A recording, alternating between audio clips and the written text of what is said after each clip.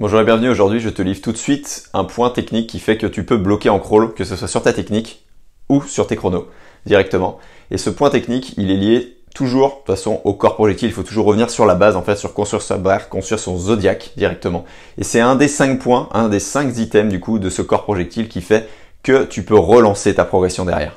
Ce point technique, c'est l'indéformabilité, ta capacité à rester aligné malgré les mouvements de bras, malgré les entrées de bras, malgré les accélérations.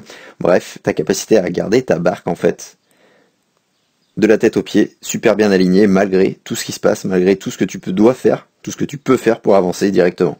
Regarde là, Eric, à chaque fois, tu vois, il part directement.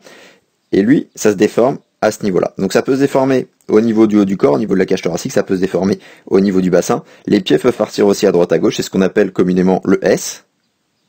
Donc faire le serpent en fait, ou faire l'anguille directement. Donc comme tu peux voir par rapport à la ligne noire là que tu as au fond de la piscine, c'est que il passe un coup à droite, un coup bien à gauche et encore plus quand il respire où là il se déforme vraiment beaucoup plus.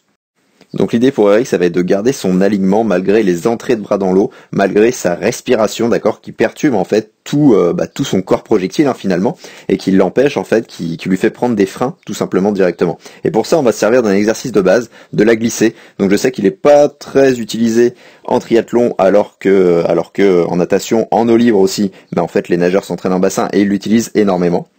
Donc cet exercice, c'est la glissée en surface, d'accord, pour mettre tes bras en surface, pour avoir vraiment un repère ici et savoir exactement que tes bras sont vers l'avant. Donc, chose super importante, c'est de mettre tes bras bien en flèche, les pouces collés, et tu vas te laisser glisser en mettant le focus, tout simplement, là par rapport à Eric en tout cas, sur la cage thoracique, sur vraiment chercher à rester grand sur la cage thoracique, à bomber le torse.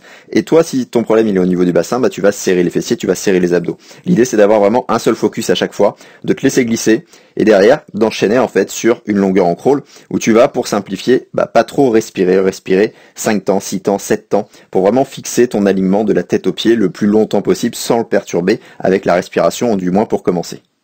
Et donc quand tu y arriveras, en fait il conviendra de respirer un peu plus, de mettre un peu plus de roulis pour complexifier tout ça en fait finalement, et que tu tiennes de plus en plus au fur et à mesure des séances, au fur et à mesure des distances aussi, d'accord, en augmentant les distances. Tu commenceras d'abord avec une longueur des 25 mètres, tu t'arrêteras à chaque fois, et ensuite 50 mètres, et ainsi de suite. Et donc la dernière étape, ce sera de nager à allure de course, d'accord. Donc là, tu vois Pierrot qui nage vraiment sur un 25 très vite en accélération, et il reste indéformable, c'est ça vraiment l'idée. Et du coup, c'est ça, le principe, c'est de chercher à rester indéformable sur ton allure de course à toi. Parce que finalement, si Eric règle pas son problème d'indéformabilité, de maintien d'alignement en priorité, en premier, et qui passe tout de suite sur les appuis, ça fait que les bras, ils vont servir à rien, exactement comme si tu mettais un moteur avec un Zodiac totalement dégonflé.